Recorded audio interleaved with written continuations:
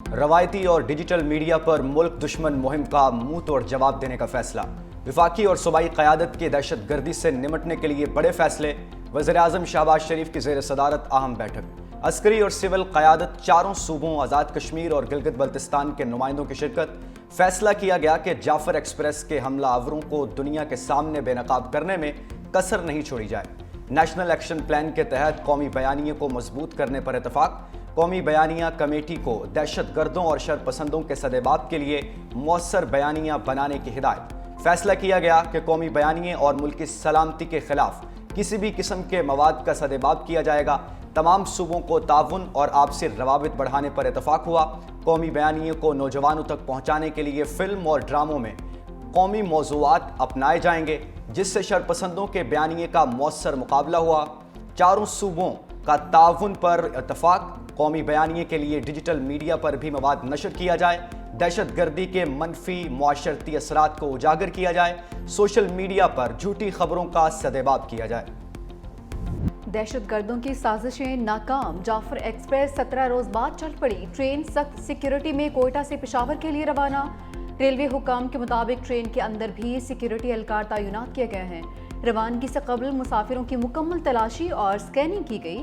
9 بوگیوں پر مشتمل ٹرین میں 400 سے زائد مسافروں نے بکنگ کروائی۔ مسلم لیگ نون کے رکن قومی اسمبلی جمال شاہ نے ٹرین روانگی کا افتتاح کیا۔ کہا کوئٹہ سمیت بلوچستان بھر میں جلد حالات ٹھیک ہوں گے۔ پشاور سے روانہ ہونے والی ٹرین کوئٹہ پہنچ گئی۔ بلوچستان حکومت کا دہشت گردی کے خلاف اپوزیشن کو مذاکرات کا مینڈیٹ دینے کا عندیہ۔ صوبائی وزراء ظہور بلیدی، شعیب نوشیروانی اور حکومتی ترجمان شاہد رند کی پریس کانفرنس۔ شعیب نوشیروانی نے کہا کہ وزیر اعلیٰ نے اسمبلی فلور پر مذاکرات کی پیشکش کی۔ اگر اپوزیشن کے کسی رکن نے بات چیت کے لیے پہل کرنی ہے تو وہ مینڈیٹ دینے کو تیار ہیں۔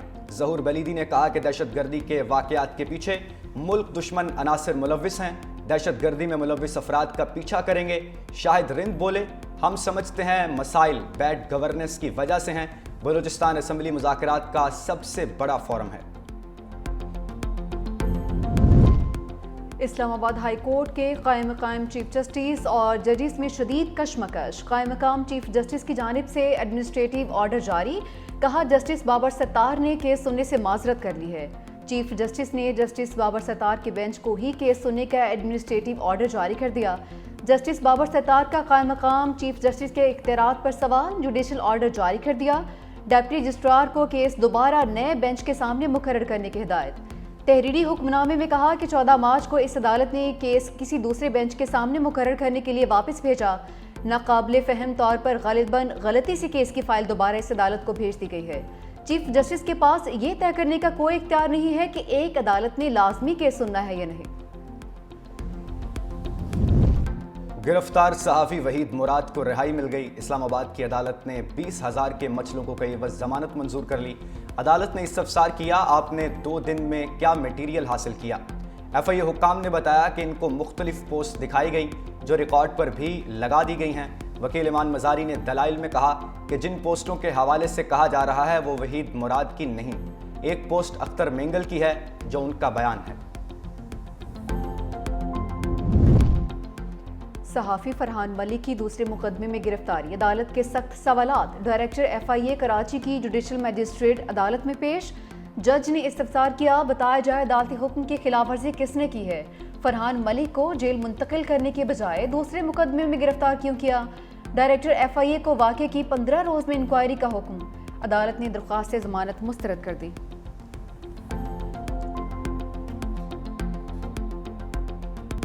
اگر اس ملک کے اندر تفریق ہے، ذاتی خواہشات کو آگے لانے کے لیے قومی مفاد کو قربان کرنے کی ایک سوچ ہے، تو میں سمجھتا ہوں کہ یہ بے وفائی ہے۔ اپنے اپنے خوابوں کی تعبیر کے لیے ملکی عزت اور وقار کو داؤ پہ لگایا جا رہا ہے۔ میں سمجھتا ہوں کہ آنے والی نسلیں ہمیں معاف نہیں کریں گی۔ ذاتی خواہشات پر قومی مفاد قربان کرنے کی سوچ بے وفائی ہے۔ وزیر اعظم کی مخالفین پر کڑی تنقید۔ رب ذوالجلال کا احسان پاکستان تقریب سے خطاب کرتے ہوئے کہا، ہم قوم کی ترقی، یکجہتی اور اتفاق کے لیے اپنی ذاتی اختلافات دفن کریں، ذاتی خواہشات قربان کریں، یہی واحد راستہ ہے جس سے پاکستان اپنا کھویا ہوا مقام حاصل کر سکتا ہے۔ اپنے پاؤں پر کھڑا ہونا ہے تو دشوار گزار راستے سے گزرنا پڑے گا۔ آج بھی موقع ہے، اپنی تمام ذاتی خواہشات اور انا کو پاکستان کے تابع کریں۔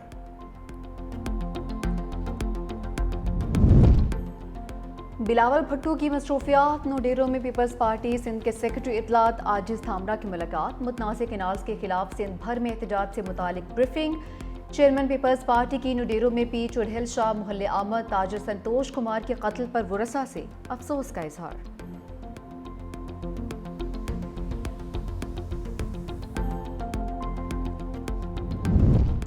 بانی کو کتابیں دینے اور بچوں سے ٹیلی فون پر بات چیت کرانے کا حکم۔ انسداد دہشت گردی عدالت راولپنڈی نے سابق وزیر اعظم کی دونوں درخواستیں منظور کر لیں۔ جج امجد علی شاہ نے جیل حکام کو حکم جاری کر دیا، کہا عید سے قبل بانی پی ٹی آئی کی بچوں سے بات کرائی جائے۔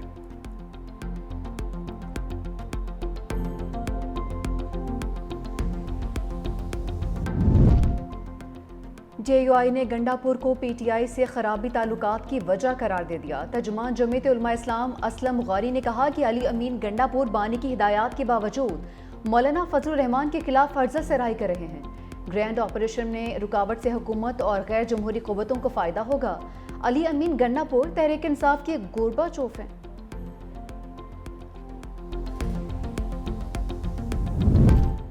وزیر اعظم کی طرف سے بجلی کی قیمتوں میں کمی کا اعلان جلد متوقع ہے۔ وزیر خزانہ محمد اورنگزیب کا بلومبرگ کو انٹرویو، کہا آنے والے بجٹ میں ٹیکس کا دائرہ وسیع کیا جائے گا، ریئل اسٹیٹ، ریٹیل اور زراعت کے شعبوں کو شامل کریں گے، ٹیکس بنیاد وسیع کر کے مینوفیکچرنگ سیکٹر پر ٹیکسوں کا بوجھ کم کرنا ہے۔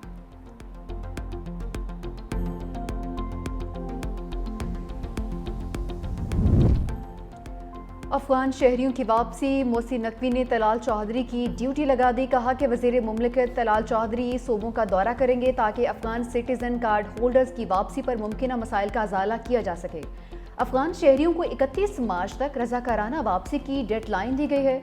وفاقی اور صوبائی حکومتوں کے درمیان مسلسل رابطہ ہے۔ افغان سٹیزن کارڈ ہولڈر کی واپسی کے لیے صوبوں سے مکمل تعاون کریں گے۔ وزیر داخلہ کی واپسی کے عمل کے دوران غیر ملکیوں سے اچھے برتاؤ کی ہدایت۔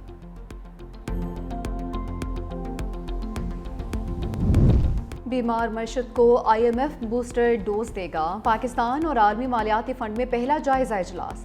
آئی ایم ایف کی ڈائریکٹر کمیونیکیشن جولی کوزیک نے بتایا کہ پاکستان کے ساتھ ای ایف ایف اور کلائمیٹ فنانسنگ پر الگ الگ فنڈز کی فراہمی پر بات چیت ہوئی ہے۔ پاکستان کو 28 ماہ میں 1 ارب 30 کروڑ ڈالرز فراہم کیے جائیں گے۔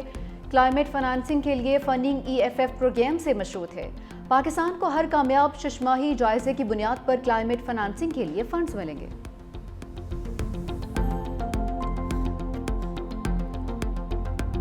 آئی ایم ایف نے حکومت کی ایک اور بات مان لی، پراپرٹی کی پہلی ٹرانزیکشن پر فیڈرل ایکسائز ڈیوٹی ختم کرنے کی تجویز۔ ذرائع کے مطابق پراپرٹی سیکٹر میں دیگر ود ہولڈنگ ٹیکسز برقرار رہیں گے۔ آئی ایم ایف کی ریئل اسٹیٹ سیکٹر ٹرانزیکشنز پر دیگر ٹیکسوں میں کمی کی مخالفت۔ حکومت نے بات نہ مانی تو اگلی قسط بھی نہیں ملے گی۔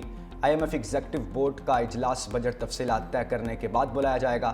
اس سے پہلے آئی ایم ایف نے بجلی کی قیمتوں میں 1 روپے فی یونٹ ریلیف دینے پر رضامندی ظاہر کی تھی۔ نئے مالی سال کا بجٹ آئی ایم ایف کی مشاورت کے بعد پیش کیا جائے گا۔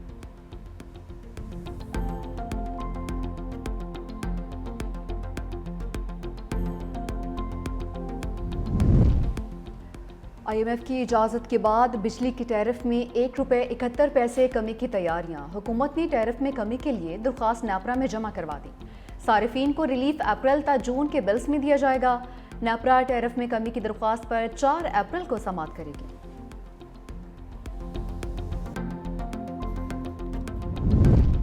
Red line B R T میں بڑی پیش رفت۔ سول ایویشن اتھارٹی 5 میں سے 4 مقامات پر تعمیرات کے لیے رضامند۔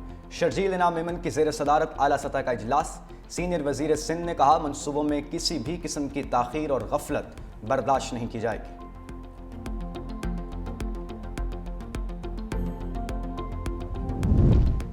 ملک بھر میں یوم القدس پر ریلیاں۔ اسلام آباد، لاہور، کراچی سمیت شہر شہر احتجاج۔ شرکاء کی فلسطین کے حق میں پلے کارڈز اٹھائے شرکت۔ اسرائیلی مظالم کے خلاف نعرے بازی۔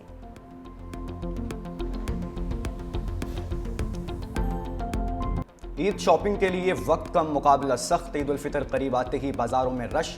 بچے نئے کپڑوں اور جوتوں کے لیے پرجوش، خواتین کو من پسند جولری اور ملبوسات کی تلاش، مرد بھی شلوار قمیض کرتے اور جوتوں کے سٹالز پر خریداری میں مصروف، سیلونز پر نوجوانوں کا رش لگ گیا۔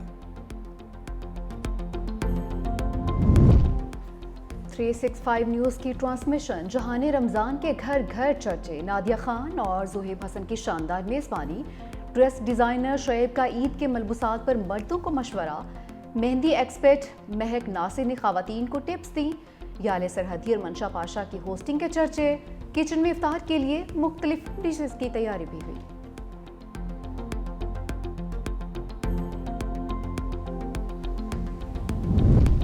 امریکہ اور افغانستان میں سفارتی رابطے بحال کرنے کے لیے مذاکرات کا آغاز، افغان عبوری حکومت کے ترجمان ذبیح اللہ مجاہد کہتے ہیں امریکہ میں افغانستان کا سفارت خانہ کھولنے کے حوالے سے بات چیت جاری ہے، چاہتے ہیں امریکہ بھی کابل میں اپنا سفارت خانہ دوبارہ کھول کر سفارتی سرگرمیاں بحال کرے۔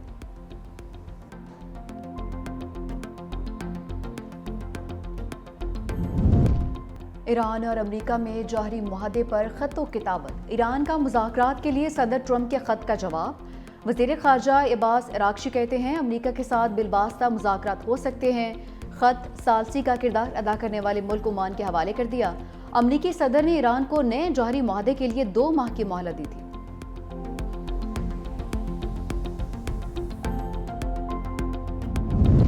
ٹرمپ کا وائٹ ہاؤس میں مسلمانوں کے اعزاز میں افطار ڈنر، امریکی صدر نے انتخابات میں حمایت پر مسلم ووٹرز کا شکریہ ادا کیا، بولے ہم مشرق وسطی سمیت پوری دنیا میں امن چاہتے ہیں، عرب ممالک کے درمیان ابراہم معاہدے کو یقینی بنائیں گے، مسلم کمیونٹی سے کیے گئے وعدے پورے کریں گے، وائٹ ہاؤس کے باہر فلسطینیوں کے حق میں احتجاج، اسرائیلی سفاکیت کو رکوانے کا مطالبہ۔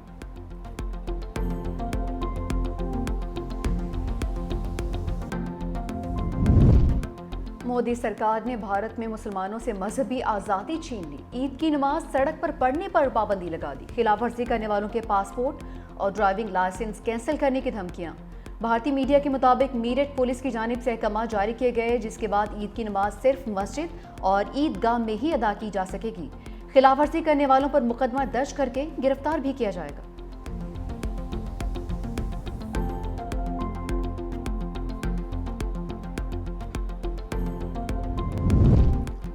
لاہور بلیوز نے قومی T20 کپ کا ٹائٹل جیت لیا، فائنل میں پشاور ریجن کو شکست دے کر 5ویں بار اعزاز اپنے نام کیا۔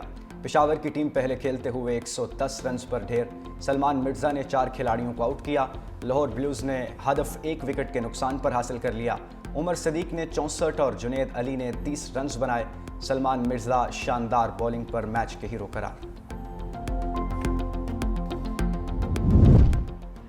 صاحبزادہ فرحان کو شاندار ڈومیسٹک پرفارمنس کا سرا مل گیا، اسلام آباد یونائٹڈ نے بیٹر کو پاکستان سپر لیگ سیزن 10 کے لیے چن لیا، صاحبزادہ فرحان نے 2018 میں اسی ٹیم کی جانب سے PSL ڈیبیو کیا تھا، ادھر روی بوپارا کراچی کنگز کے کوچ تعینات۔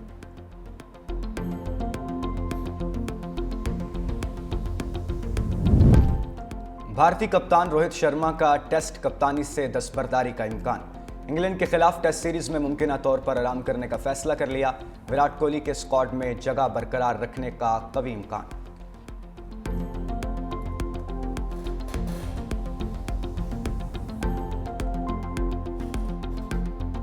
باغوں کے شہر میں پھولوں کا میلہ، لاہور کے شالامار باغ میں گورنمنٹ کالج یونیورسٹی اور نجی کمپنی کے اشتراک سے پھولوں کی 10 روزہ نمائش، میری گولڈ، سن فلاور اور ڈیزی سمیت نایاب پھول توجہ کا مرکز۔